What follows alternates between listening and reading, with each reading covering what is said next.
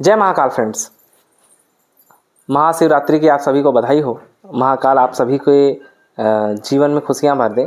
आज हम बात करेंगे कि कोचिंग क्यों क्लोज हो जाती है या लोकल कोचिंग क्यों अनसक्सेस हो जाती है। मैं अपना व्यू दूंगा, अगर उसमें मुझे कोई करेक्ट करना चाहे तो कमेंट बॉक्स में उसका वेलकम है। सबसे पहला जो मिथ है कि कोचिंग क्यों क्लोज होता है, एक मिथ जो हम टीचरों के अंदर लगातार भरा हुआ है कि मैं पढ़ाऊंगा, बच्चे आएंगे। आपके पढ़ाने से बच्चे नहीं आते हैं। That is the first concept. जब भी कोई टीचर स्टार्ट करता है, कोचिंग के बारे में प्लान करता है, तो उसको लगता है कि मैं रजनीकांत हूँ इन द सेंस कि मैं पढ़ा भी अच्छा लेता हूँ और मैं मार्केटिंग भी अच्छा कर लेता हूँ। मैं अगर एक एग्जांपल से बात करूं तो अगर आप आकाश कोचिंग की बात करते हैं जेसी चौधरी सर की, तो ऐसा नहीं है कि जेसी चौधरी सर से अच्छा बायो उनके सिस्टम में कोई नहीं पढ़ा सकता। ऐसा नहीं है कि जेसी चौधरी सर से अच्छा मैनेजमेंट उनके सिस्टम में कोई नहीं कर सकता। ऐसा बिल्कुल नहीं है कि जेसी चौधरी सर से अच्छा एचआर आकाश में है ही नहीं। लेकिन ऐसा क्या है सर के अंदर कि आज आकाश हमेशा दूसरे तीसरे नंबर की कोचिंग लगातार बनी हुई है। एक चीज़ मैं हमेशा कहता हूँ आकाश को लेकर, और मैंने ऑब्जर्व भी किया है कि मैं इस बात पे 100% एग्री करता हूँ कि आकाश इज़ नॉट नंबर 1 कोचिंग। लेकिन मैं इस बात पे हमेशा एग्री करता हूँ, और आप ऑब्जर्व करके देखिएगा कि नंबर 1 कोचिंग कभी एलन, आज के डेट में एलन है, कभी बंसल था, कभी फिरजी था, कभी नारायणा हुआ, चैतन्य हुआ, या फिर कुछ भी हुआ, आकाश अपने रैंकिंग को आज भी उसी तरीके से लेके चल रहा है। मतलब उनका जो ग्रोथ है ना, वो बड़ा कंटिन्यूअस है कि कल को उनके कंपनी में कोई रहे कोई ना रहे, सिस्टम कैसा भी रहे कैसा भी ना रहे, उनके ग्रोथ में बहुत ज़्यादा फ्लक्चुएसन नहीं होता। ना ही वह बहुत ज़्यादा डिक्रीज होते हैं, ना ही ऐसा होता है कि बहुत ह्यूज अमाउंट में। जैसे अगर मैं किसी लोकल एरिया की बात करूं तो वहां पे always Akash will be the brand. फिर भी मैं अपने पॉइंट पे आता हूं। जेसी चौधरी सर के अंदर सब कुछ मतलब थोड़ी सी क्वालिटी एचआर की, थोड़ी सी क्वालिटी टीचर की, थोड़ी सी क्वालिटी मैनेजमेंट की, थोड़ी सी क्वालिटी मार्केटिंग की है, इसलिए आकाश सक्सेस है। अगेन इस क्वेश्चन को मैं अलग पांडे पीडब्ल्यू से भी कर सकता हूं कि ऐसा नहीं है कि पीडब्ल्यू के अंदर सबसे अच्छा अलग पांडे सर ही पढ़ाते हैं। इवन अलग पांडे सर से अच्छा पढ़ाने वाले बहुत सारे लोग हैं, लेकिन उन्होंने, मतलब अगर एक सपोजिशन करें, मेरी बातें आज उनको बहुत बुरी लगेगी जो नया कोचिंग स्टार्ट करने वाले हैं, क्योंकि मैं कड़वी ही बातें करूंगा कि क्यों अनसक्सेस हो सकता है। हाँ, अगर वो डाइजेस्ट कर जाते हैं तो उनको 2-4-5 पॉइंट ऐसे मिल सकते हैं जिसको वो इंप्रूव करके अपने सक्सेस रेट को बढ़ा सकते हैं। अगेन मैं आता हूँ अपने पार्ट पे, पीडब्ल्यू।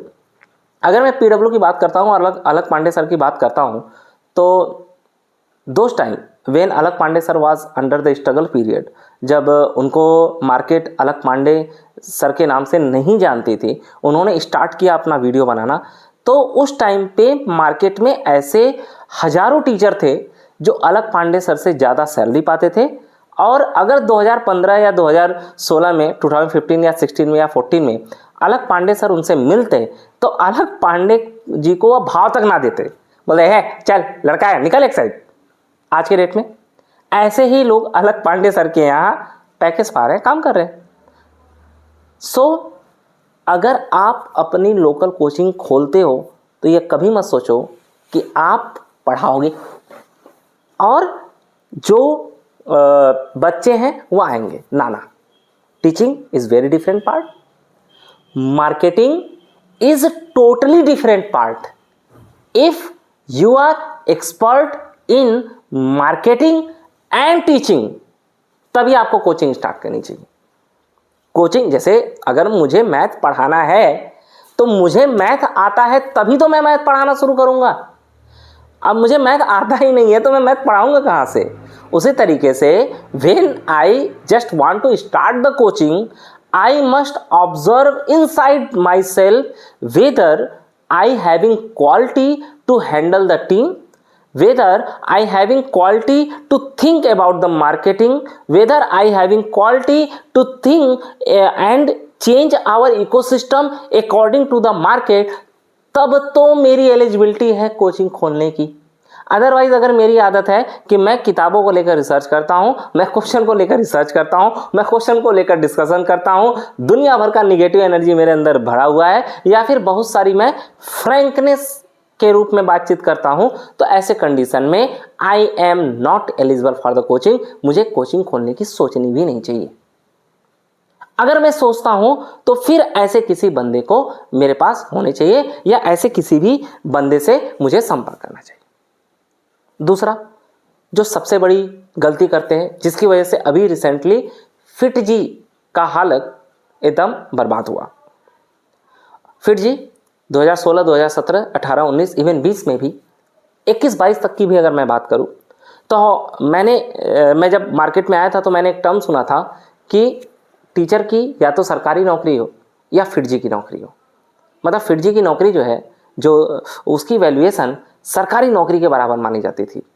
आज ये सपोज मुझे ये कहने में कोई भी संकोच नहीं है कि इवन आज के डेट का एलएन, क्योंकि आज एलएन हमारे नॉर्थ इंडिया में सबसे ऊपर माना जाता है, आज के डेट में एलएन और 2019-20 का फिट जी का जो जॉब है, एलएन आज भी उसको टक्कर नहीं दे सकता। जो टीचरों के अंदर फेवरिज्म था फिट जी को लेकर, जबकि एलएन बहुत बेहतरीन कोचिंग है, बहुत अच्छी कोचिंग है, हमेशा बच्चों के साथ फेवर करती है, बच्चों को एक अच्छा एजुकेशन दे रही है लगातार। लेकिन अगर मैं जॉब सिक्योरिटी के मामले में बात करूं तो फिट जी की जो जॉब सिक्योरिटी थी और जो एलएन की जॉब सिक्योरिटी थी, दोनों में काफ़ी डिफरेंस है। आज के डेट में मुझे एचओडी पोजीशन के लिए कॉलिंग आती है कि मुझे एचओडी पोजीशन चाहिए जो 50 लाख 60 लाख की जो ऊपर की वैकेंसी होती है, तो वो दो ही चीज़ डिमांड करते हैं, या तो फिट जी में 5-8 साल पढ़ाया हो, या फिर 2010-12 का कोई अगर बंसल का टीचर मिल जाए तो वह आंख बंद करके मुझे भेज दीजिए, मैं उसको एज ए एचओडी ले लूँगा। लेकिन फिट जी ने गलती क्या की? फिट जी की एक जो सबसे बड़ी मिस्टेक है कि वह किसी एक पर्सन पर जाकर रिलाई हो गया। मैं आपको अपने एक्सपीरियंस से बता रहा हूँ, छोटा एक्सपीरियंस है, गलत है सही है मुझे नहीं पता, लेकिन मैं अपने एक्सपीरियंस से आपको बता रहा हूँ कि ज़्यादातर लोकल कोचिंग में, इवन बहुत सारे ब्रांड कोचिंगों में क्या हो रहा है कि जो सेंटर हेड पर्सन है या फिर जिसको लोगों ने सेंटर हेड बना रखा है उसके ऑनर्स ने, वह ब्लाइंडली उसके ऊपर रिलाई करते हैं, और जो सेंटर हेड पर्सन है ना, वह चीज़ों को मिसयूज कर रहा है, वह बुरी तरीके से मिसयूज कर रहा है। और फिट जी में कहीं ना कहीं यह हुआ है, over attitude of the centre manager. मैं माफ़ी चाहूँगा सर, आप लोगों को अगर मेरी बातें गलत रही होगी तो उसके लिए मैं अभी से माफ़ी मांग लेता हूँ। यह मेरा व्यू है, गलत हो सकता है, सही हो सकता है। मैंने जो 25-50 फिट जी के टीचरों से पूछे why teacher is unsuccess, why FIITJEE is unsuccess, तो उन्होंने एक कॉमन पॉइंट बताया कि सर जो सेंटर हेड होते हैं उनको बहुत ही ज़्यादा ओवर सैलरी मिल जाता था, फ्लैट वगैरह न जाने क्या क्या सर्विस मिल जाती थी, and they are not doing as much as they were suppose to do, because fit ji का अपना नाम था तो बच्चे ऐसे भी आईटी के आ जाते थे उसके पास। तो अगर आप अपनी कोचिंग डाल रहे हैं, किसी एक पर्सन पे 100% डिपेंडेंसी मत रखिएगा। इसके बाद सर टीचरों के अंदर एक और कमी है, क्योंकि टीचर होता है फ्रैंक, वह अपने जवान से अपने आप को कितना भी चालाक और कितना भी चाणक्य समझे, टीचरों के अंदर एक कॉमन कैरेक्टर यह है कि काफ़ी दिन क्योंकि बच्चे भोले वाले बच्चों के बीच में वह लगातार रहता है और वही उनकी दुनिया बन जाती है, तो वह बड़ा फ्रैंक हो जाता है और वह तथ्यों पे बात करना शुरू कर देता है, जो फैक्ट होता है, और अगर उसको सामने वाले की कोई गलती दिखती है तो वह एट वंस उस पर रिएक्ट करता है, ओवर रिएक्ट करता है। कई बार मैं यह टर्म यूज़ कर सकता हूँ, as a businessman, as a coaching owner, because when you are coming in to the market to open your coaching, yes of course you are not going to serve anyone. आप किसी को सर्व नहीं करने जा रहे हैं, आप बिजनेस करने जा रहे हो। क्यों कोचिंग खोलने जा रहे हो? आपको पैसा कमाना है। पैसा नहीं कमा पाओगे तो कोचिंग नहीं चला पाओगे। हाँ, पैसे कमाने के प्रोसेस में अगर आपसे अच्छी सर्विस हो जाती है, यही देश सेवा है। तो जो टीचर है वह जब अपने अंडर में कुछ लोगों को रखता है और उनकी अचानक से कोई गलती उसके पकड़ में आती है, तो he start overreacting for that. नहीं सर, ऐसा नहीं होता। मैं बताता हूँ बिजनेसमैन क्या होता है। आप सभी बड़े कोचिंगों के में जो भी पढ़ा रहे होंगे, या इवन छोटे कोचिंगों में आपने देखा होगा कि आप किसी अपने कलीग के साथ बैठते हो और बोलते हो अरे यार साला डायरेक्टर को क्या आता है, क्या पढ़ा लेगा, चूतिया हरामखोर, पता नहीं कहाँ से एक कुर्सी मिल गया है तो अपने आप को डायरेक्टर समझ लेता है। बोलते हैं, कई सारे टीचर बोलते हैं, मैं तो बोलता हूँ 99% टीचर बोलते हैं यह बात। आपको क्या लगता है डायरेक्टर को नहीं पता होगा? 100% पता होता है, 100% पता होता है, क्योंकि कोई ना कोई बंदा जाके वहाँ पे लिख करता ही है कि फलाना टीचर आपके बारे में यह बोल रहा था। लेकिन क्या डायरेक्टर आपसे ओवर रिएक्ट करने जाता है? नहीं जाता ना। वो क्या करता है, उसको पता है कि यह 4 चौराहे पे जाकर मुझे गाली भी दे दे, लेकिन जब तक मेरे यूज का है तब तक मैं इससे झगड़ा नहीं करूंगा, तब तक मैं यह मान के चलूंगा कि मैंने सुना ही नहीं। That's why he is the director. तो जब भी आप कोचिंग ओपन करते हैं, आप कि कोई अगर बुराई भी कर रहा हो तो ऐसे कंडीशन में आप कभी भी ओवर रिएक्ट ना करें, उसकी बातों को अपने दिमाग के अंदर डाइजेस्ट करें। अब मतलब कई सारे टीचर होंगे तो वो तो बोलने लगेंगे अरे यार गया साला बिजनेस गया तेल लेने, फलाना है और ठिकाना है, हमको पहले अपने इज्जत की। तब मत खोलना कोचिंग, तब मत खोलना कोचिंग, तब कोई भी बिजनेस मत ओपन करना, ठीक है। यू हैव टू जस्ट क्या करना पड़ेगा भाई कि आपको दिमाग के अंदर डाइजेस्ट करना पड़ेगा, आपको उसका रिप्लेसमेंट खोजना पड़ेगा, उसको आपको रिप्लेस करना पड़ेगा। अगर वह इरिप्लेसिबल है, आपको लगता है कि उसको रिप्लेस किया ही नहीं जा सकता सिस्टम से, अगर आप करेंगे तो 6 महीने 8 महीने के अंदर आपको लॉस हो जाएगा, तो 2 साल तक उसकी गालियां सुननी पड़ेगी, क्योंकि आप उसके बदले उसको 7-8 लाख रुपए दे देते हो, 7-8 लाख की बूटी फेंक देते हो ना उसको, और उसके बदले अगर वो आपको 80 लाख रुपए कमा के दे रहा है तो कुछ गाली भी सुन लो। That is the quality of the owner. Coaching owner की क्वालिटी होती है। मैंने 3 पॉइंट बताए अभी मोटी मोटा। सबसे पहला कि सेंटर हेड पे रिलाई मत करो। दूसरा, सिर्फ पढ़ाने से बच्चे नहीं आते, मार्केटिंग करना होता है। मार्केटिंग हर साल अलग अलग होता है। Marketing physics chemistry math bio नहीं है कि जो न्यूटन के रूल्स आज के 10 साल पहले चल रहे थे वो आज भी चलेंगे और वही किताब रट्टाफिकेशन में चल रहा है। सर पढ़ाना बहुत आसान टास्क होता है। Marketing is the most difficult task in this world and marketing is the only task, marketing is the only job जिसका AGI या AI रिप्लेसमेंट नहीं है, बस उसका फॉर्म चेंज हो सकता है। राम के समय भी कमाता था, अकबर के समय भी कमाता है, आज के समय भी कमा रहा है और हमेशा कमाता रहेगा। कौन सा बंदा? मार्केटिंग बंदा। तो आपको पहले सेल्स और मार्केटिंग को समझना पड़ेगा कि teaching is another factor, sales and marketing is another factor. उसके अलावा मैंने बताया कि आप ओवर डिपेंडेंसी किसी भी पर्सन पे शो ना करें। हर चीज को अपने दिमाग में रखें, लेकिन सामने वाले को हमेशा यह एहसास दिलाते रहें कि भाई ये कोचिंग तुम्हारी वजह से चल रहा है। जब आप सामने वाले को इस तरीके से बेवकूफ़ बनाते रहोगे कि भाई आप ही मोदी हो, मतलब ओवरऑल एक चीज़ समझ लीजिए, अगर टीचरों को मैनेज करना है, नेक्स्ट पार्ट ही यही है कि most difficult task of coaching is even if you are teacher handling the teachers. Teacher को हैंडल करना सबसे डिफिकल्ट टास्क इस पूरे कोचिंग सिस्टम का है, इस पूरे कोचिंग इकोसिस्टम का है। आपको लगता होगा ना बच्चे लाना बहुत डिफिकल्ट टास्क है, ना ना ना ना, टीचर को संभालना बहुत डिफिकल्ट टास्क है। यह कब कहां कैसे किस तरीके से आपको धोखा दे देगा पता नहीं चलता है, या पता चला आप ही के सामने इसने कोचिंग खोल दी। ज्यादातर SIPs क्यों अनसक्सेस होते हैं? ज्यादातर SIPs, बहुत सारे SIPs में, इवन ब्रांड के SIP में क्या होता है कि अगर कोई टीचर SIP में जाता है, स्कूल इंटीग्रेटेड प्रोग्राम में जाता है, तो उसको लगता है कि यार ये SIP तो मैं ही ले लूंगा। अरे बहुत बड़े बड़े टीचर तो बहुत हो गए सर, मेरी छोटी छोटी SIP चलती है, मैं 40,000 से ऊपर का टीचर ही नहीं रखता हूं SIPs में। वह गधे सोचने लगते हैं कि हम SIP ले लें इसको, जबकि उसके लिए पूरी एक अलग सिस्टम चाहिए होता है। तो बाद में मुझे पता चलता है और मैं फिर उनको किस तरीके से रिप्लेस करता हूँ। भगवान ही मालिक है, 2 साल से SIPs डील कर रहा हूँ मैं। आज के डेट में परमेश्वर के पास है 40 SIPs मेरे पास है, बहुत छोटे छोटे हैं। एक SIP से मुझे 5-8 हज़ार रुपये ही महीने बचता है, लेकिन हाँ मैं छोटे SIPs में खुश हूँ क्योंकि 30-35-40 हज़ार के टीचर, 25 हज़ार के टीचर में लगा के अपना काम चलाता हूँ। लेकिन सर यह टीचर भी मेरी SIPs लेने की कोशिश करते हैं। मैं इन चारों टीचर के अंदर पॉलिटिक्स खेलता हूँ कि किसी न किसी को अपना बना के रखता हूँ, उसको फुसला के रखता हूँ ताकि बाकी 3 की बातें मुझे पता चलती रहे, फिर उसके अकॉर्डिंग डिसीजन लेता हूँ। तो ठीक है, teacher dealing is the most difficult part. और टीचर डीलिंग का सबसे बेस्ट पार्ट क्या है? टीचर को 3 चीज़ें चाहिए होती है सर। सबसे पहला चीज़, उसको भर भर के रिस्पेक्ट दो, झूठा रिस्पेक्ट दो। टीचर को केमिस्ट्री का सी भी नहीं पता और आपने 35,000 का टीचर रख लिया है, उसको बता के रखो कि तुम आरसी मुखर्जी से अच्छा पढ़ाते हो। फिजिक्स का टीचर, उसको बता के रखो कि भाई आशीष जी तुम्हारे सामने क्या है, आशीष जी तो पानी भरने लगेंगे तुम्हारे सामने, तुम आशीष सर से भी अच्छा फिजिक्स पढ़ाते हो। हमेशा टीचर को ओवर वैल्यूएशन दे के रखो कि सर आप अच्छा पढ़ाते हो। रेस्पेक्ट भर भर के दो, बोरिंग में भर भर के दे दो।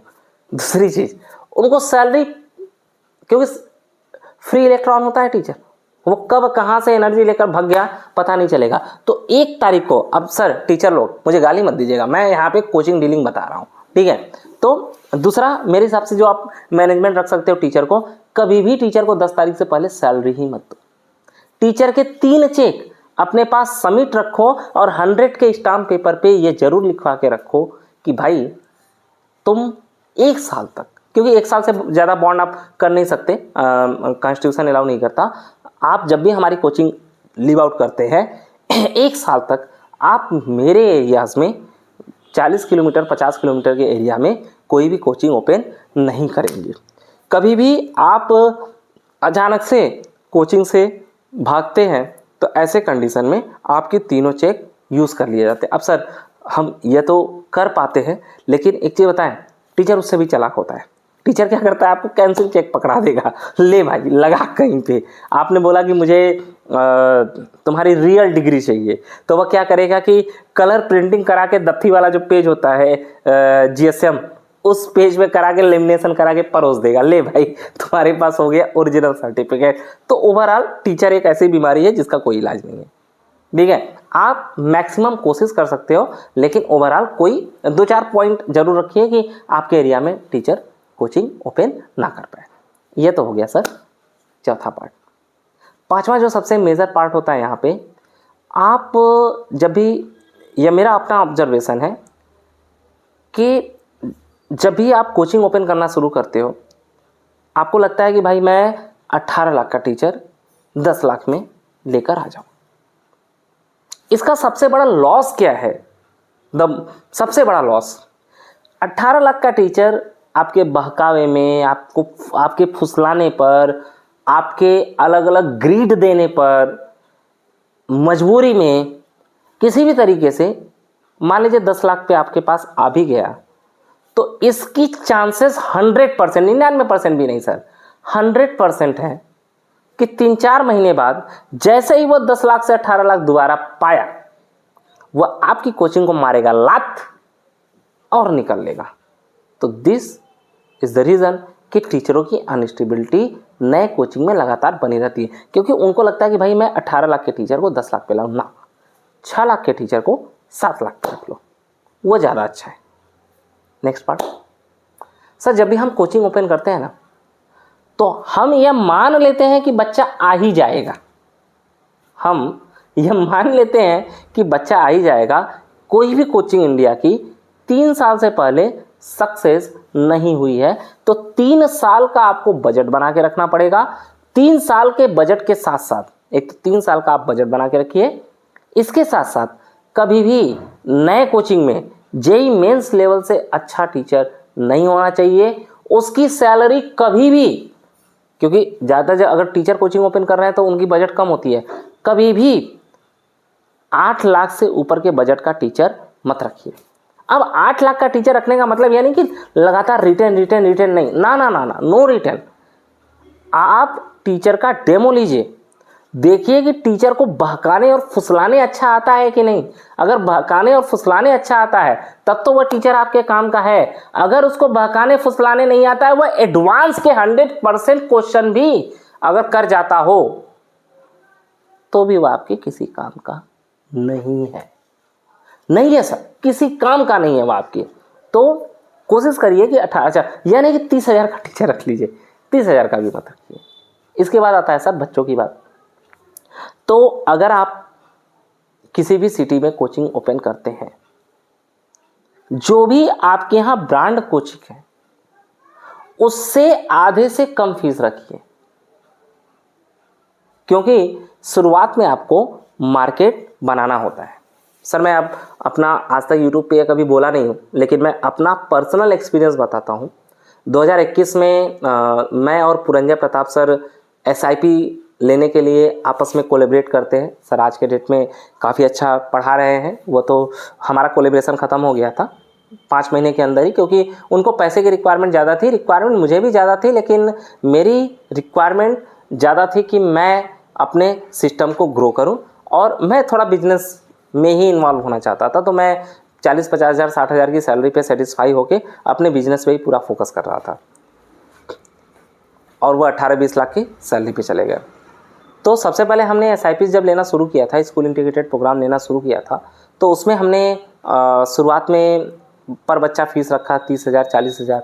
तो पता चला पर बच्चा हमें फीस ही नहीं मिल पाया और ओवरऑल सिस्टम लॉस में जाने लगा। चारों टीचर को किसी तरीके से हमने हटाया। मैं कंसल्टेंसी का हिस्सा था, तो मैंने उनसे बोला कि भाई लाइफ टाइम आपका कोई कंसल्टेंसी फ़ीस नहीं लगेगा, ये 4 महीने का पैसा मत लीजिए आप। और सारे टीचरों का बड़ा एहसान है मेरे उन चारों टीचरों का कि उन्होंने मुझसे पैसा नहीं लिया। उनका मैंने अभी 2-3 कोचिंगों में कराया था, कैरियर पॉइंट में कराया, फिर अलग अलग कोचिंग में कराया। बेचारे वह गए कोचिंग में सेट हो गए और अब वो मुझे पैसा भी देते हैं, बोलते हैं कि नहीं अभिषेक जी आपका 4 महीने का इतना ही पैसा था, इसके आगे अब जो भी कंसल्टेंसी का फीस रहेगा हम आपको देंगे। तो सर सबसे पहले हम इसीलिए अनसक्सेस हो गए, क्योंकि अगर किसी जगह पे रेजोनेंस, एलन, आकाश या फिर कोई भी ब्रांड कोचिंग या कोई अथोराइज कोचिंग अवंती वगैरह वहाँ पे आके SIP ले रही है, तो सेम रेट में या उससे थोड़ा बहुत कम रेट में अभिषेक दुबे को SIP क्यों मिलेगा। मैं अपनी कोचिंग का नाम नहीं बताना चाहता मार्केट में, मैं नहीं चाहता कि PK ग्रुप का नाम उसके साथ अटैच हो, क्योंकि PK group is a consultancy और मेरी कोचिंग का नाम ठीक है वह रजिस्टर्ड भी है, लेकिन लोग नहीं जानते कि वह मेरी है। ठीक है, वह मैं किसी और के थ्रू ही डील कराता हूँ। डीलिंग तो मेरी ही रहती है, मैंने रख रखा है system, generally deal with my wife. तो मेरी जो भी कोचिंग है XY जिससे मैं SIP ले रहा हूँ, उसको क्यों ही कोई लेगा, ऑप्ट करेगा। That is the first question कि आप जब मार्केट में कोचिंग ओपन कर रहे हो तो आपके कोचिंग में बच्चा क्यों ही क्या आएगा, ऐसा क्या है। आप कहोगे मैं अच्छा पढ़ाता हूँ, अच्छा एलन आकाश क्या बेवकूफ़ है, वो भी अच्छा पढ़ाते हैं, आपने जैसा टीचर रखा है उससे अच्छा ही टीचर रखे होंगे। ठीक है, हो सकता है आपसे अच्छा टीचर ना रखे हो, लेकिन उनका सिस्टम आपसे अच्छा है। एलन आकाश में कोई टीचर देखकर नहीं जाता, सिस्टम देखकर जाता है। तो सबसे पहला क्वेश्चन, इसका मैंने सॉल्यूशन क्या निकाला था, मैं 2 लाख रुपये महीने लेता हूँ, 2 लाख रुपये महीने में 4 टीचर देता हूँ, प्रिंटेड मटेरियल 100 बच्चों का देता हूँ, टेस्ट पेपर देता हूँ, ऐप सपोर्ट सिस्टम देता हूँ और डिजिटल मार्केटिंग दूंगा। अब मुझे क्यों लेगा कोई, क्योंकि मैं जो छोटे मोटे स्कूल हैं जिनकी कैपेबिलिटी हाई पेमेंट देने की नहीं है, उनसे मैं 200 बच्चे का 1,000 रुपये महीने में, मतलब मैं 2 लाख रुपये अगर ले रहा हूँ तो 200 बच्चे का अगर आप देखोगे तो एक एवरेज 1,000 रुपये फीस आएगा। 1,000 रुपये महीने में मतलब पूरे साल के 10,000 रुपये साल के फीस में मैं 200 बच्चों का teacher, printed material, test paper, app support system और स्कूल को डिजिटल मार्केटिंग अलग से और दे देता हूँ। अब मुझे लेगा, क्योंकि इससे सस्ता मार्केट में कोई SIP दे ही नहीं सकता, मुझे पता है नहीं दे सकता है, देकर दिखा दीजिए। एक टीचर रखेंगे तो 40,000 रुपये कम से कम सैलरी देंगे, 4 चौके 16, 1,60,000 रुपये हुआ। प्रिंटेड मटेरियल अगर 200 बच्चों का 1,000 के हिसाब से भी मानेंगे तो 2 लाख रुपये हुआ। अब ये 2 लाख रुपये कहाँ एडजस्ट करेंगे, मान लीजिए चलिए आपने कहा कि सर 20-20 हज़ार रुपये महीने में हमने एडजस्ट कर लिया एडजस्ट। उसके बाद कितना बचा, 20,000 रुपये। डिजिटल मार्केटिंग का कम से कम 5,000 रुपये खर्चा आता है। अब बचा आपके पास 15,000 रुपये, ट्रेवल चार्ज होता है और एकोमोडेशन होता है, प्रिंटिंग टेस्ट पेपर का होता है, मिला जुला के कुछ नहीं बचा। तो बट मैं क्यों कर पाता हूँ उसका अलग है, मेरा कॉन्सेप्ट ही अलग है। ये मुझे कंसल्टेंसी से सीखने के लिए मिला था। मैं टीचर डिराइव कर लेता हूँ, कई सारे टीचरों के कॉन्टैक्ट में होता हूँ तो उन्हें ड्राइव कर लेता हूँ अलग अलग सिस्टम के बेसिस पे। तो अब मुझे क्यों का रीज़न मिल गया। इसी तरीके से जब आप अपने कोचिंग ओपन करते हो तो आपकी जो अपनी खुद की कोचिंग होती है उसमें आप कभी भी फीस हैवी मत रखिए। आप समझेंगे कि 1 लाख, 1.5 लाख, 2 लाख रुपये फीस बच्चा लाके आपको देगा, तो नहीं देगा। नए कोचिंग को तो बिल्कुल नहीं देगा। आप क्या करिए, आप फीस रख सकते हैं 20 से 30 हज़ार रुपये सबसे पहले फीस पे, क्योंकि वह बच्चा जो कि इनकैपेबल है एलन आकाश जाने में, वह आपके कोचिंग को चूज़ करने वाला है। अगर आपने भी एलन आकाश से कंपटीशन शुरू कर दिया, कैसे कंपटीशन करोगे? फीस के वैल्यू पे, तो फिर आपके पास बच्चा आएगा ही नहीं, बिल्कुल नहीं आएगा। ये पार्ट हो गया। इसके अलावा कुछ अनएथिकल प्रैक्टिस करनी होती है। मैं मार्केटिंग के 2-3 टिप्स भी देना चाहता हूँ, इसी में 2-3 दे रहा हूँ, बाकी के पैसे लगते हैं मैं जब देता हूँ किसी को। तो सबसे पहले आप अपने एरिया में जितने भी प्रिंसिपल्स हैं ना, सबको डिनर पे बुलाइए, सबको डिनर पे बुलाइए। डिनर पे बुलाने के बाद उन प्रिंसिपल में से बहुत सारे प्रिंसिपल हैं जिनको पैसे की रिक्वायरमेंट होती है। एक सिंपल सा कॉन्सेप्ट समझ लीजिए कि हर व्यक्ति बिकने के लिए तैयार है, अगर आपकी खरीदने की हैसियत है तो किसी को पैसे से और किसी को इमोशन से खरीदा जा सकता है। आप क्या कर सकते हैं कि आप प्रिंसिपल को बुलाएं डिनर पे, अकेले अकेले डिनर पे बुलाइए, लगभग 25-50-100, इससे ज़्यादा तो नहीं होंगे। आपने बुलाया डिनर पे और उनको सीधे ऑफर कर दीजिए कि सर हमारा फीस 30,000 है, पर बच्चा हम आपको 5,000 दे देंगे, या फिर हम आपके स्कूल के नाम से एक अलग सा बैच बना लेंगे, आप हमें SIP प्रोग्राम दे दीजिए। तो इस तरीके से आप क्या करके, अब मान लीजिए स्कूल का बजट बहुत ज़्यादा नहीं है, तो आपने क्या किया कि आपने कहा कि सर मुझे आप 1.5 लाख रुपया महीने दे दीजिए, हम 3 दिन आपके यहाँ क्लास चला देंगे, 200 बच्चे का प्रिंटेड मटेरियल वगैरह भी दे देंगे। इससे आपका क्या हुआ कि टीचर जो मॉर्निंग का टाइम है, आप टीचर 40,000 में हायर किए हैं या 50,000 60,000 जो भी, तो उसको तो फुल टाइम 8 घंटे की क्लास तो लगानी ही है उसकी। तो आपने क्या कर लिया, उसको SIPs में डाल दिया कि मॉर्निंग में भाई आप 3 दिन यहाँ पे चले जाओ, 3 दिन वहाँ पे चले जाओ। 1.5 लाख करके 3 लाख रुपया हो गए, आपके टीचर का सैलरी निकल गया। इसके साथ साथ आपका टीचर जब पढ़ा रहा होगा उस सिस्टम में, तो उस सिस्टम में पढ़ाने के साथ साथ नेक्स्ट ईयर वह जो बच्चा है वह भी डायरेक्टली इनडायरेक्टली आपके कोचिंग में आना शुरू हो जाएगा। तो जस्ट ऑफर द पेमेंट, इसमें कोई झिझक ना करें। Sir are you agree? 100 में से 10 एग्री तो हो ही जाते हैं यार, 5 भी एग्री हो गए तो आप समझिए कि 2 SIP और एक स्कूल से अगर आप 30-40 बच्चे भी उठा लिए तो 200 बच्चे आपके पास हो जाते हैं।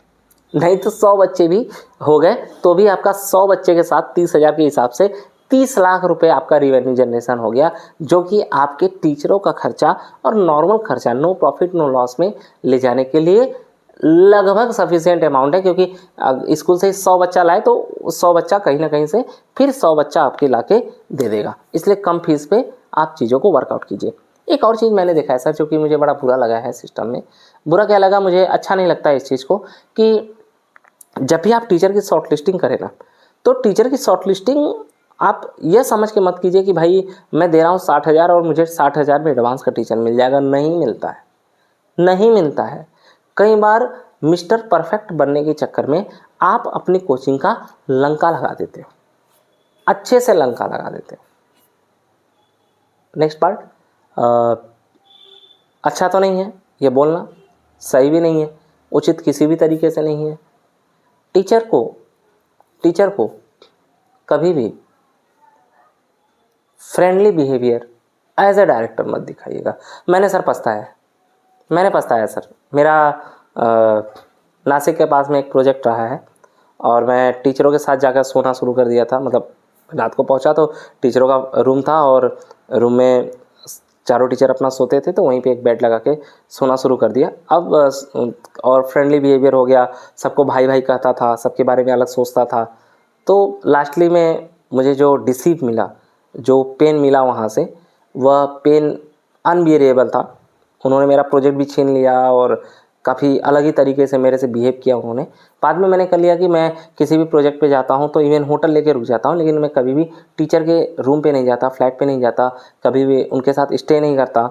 अगर मैं होटल में उनके साथ पार्टी भी करने गया तो बड़ा एक डिस्टेंस होता है, वो डिस्टेंस उनको भी दिखता है, मुझे भी दिखता है। तो इससे क्या रहेगा कि हमेशा टीचर की रिस्पेक्ट और आपकी रिस्पेक्ट एक दूसरे में बनी रहेगी। और यह सिर्फ टीचर के लिए नहीं है, आप किसी भी सर्विस में है। मैं कंसल्टेंसी भी सर्विस चलाता हूँ, लगभग 30-35-40 लोगों की टीम मेरी होने जा रही है आज के डेट में। तो मैं एक डिस्टेंस मेंटेन करता हूँ हमेशा, ऑलवेज। ऐसा नहीं कि मेरे दिमाग में पूरा बात नहीं चलता है, but always make a distance, always make a gap between teacher and director. वो होना चाहिए। अगर वह नहीं होगा तो आप सफ़र करना शुरू कर दोगे 6-8 महीने में। यह कहना बहुत गलत है कि नहीं मैं अपने जितने भी वर्कर्स हैं, अपने यहाँ जो भी काम करने वाले हैं, उनको फैमिली की तरह ट्रीट करता हूँ। Once you will start treating them as a family, you will find कि वह आपको एज अ फैमिली डिस्ट्रॉय करेंगे। क्योंकि फैमिली में हमेशा होता है कि अगर आप आगे बढ़ोगे तो सामने वाला जलता है। तो अगर आपने टीचर को फैमिली समझा तो वह रियल वाले फैमिली बन जाएंगे and you start destroying. Sir next part यह है कि भाई देखिए, टीचर का रोटेशन टाइम पे कीजिए। हमेशा टीचर को स्टेबल रखना ही जरूरी नहीं होता। कई बार जब आपको लगे कि you are not the boss और even in spite of being the boss someone is just overcoming you, तो ऐसे कंडीशन में आपके पास या तो टेक्निक हो उसको ओवरकम करने का, या फिर उसको रिप्लेस कर दीजिए, क्योंकि आपके सिस्टम में एक ही बॉस होना चाहिए, दैट इज़ यू। इवन अगर आप कोई गलती भी कर रहे हैं, आपको पता भी चल गया कि यह चीज़ गलत है, ये चीज़ गलत है, आप उस चीज़ को एक्सेप्ट तो कीजिए, उसको चेंज कीजिए, लेकिन जो बंदा आपको बता दिया कि यह गलत है उसको निकाल दीजिए। अदरवाइज उसको लगने लगेगा कि he is the boss. So friend, इसमें बहुत सारे वीडियोस बन सकते हैं। ये पार्ट 1 है, मैं पार्ट 2 भी जल्दी लेकर आऊँगा। बट एक चीज़ बता दे रहा हूँ, respected teachers, please being as a teacher इस वीडियो को मत देखिएगा, बीइंग एज अ डायरेक्टर इस वीडियो को देखिएगा, अदरवाइज बहुत पेन होगा। मुझे पता है कि एज अ टीचर हमारे दिमाग में खुद को लेकर कुछ अलग ही रहता है कि नहीं हम पता नहीं क्या है, और डायरेक्टर के दिमाग में टीचर को लेकर पता रहता है कि नो ही इज़ नथिंग बस अ नौकर। Thank you, thanks lot.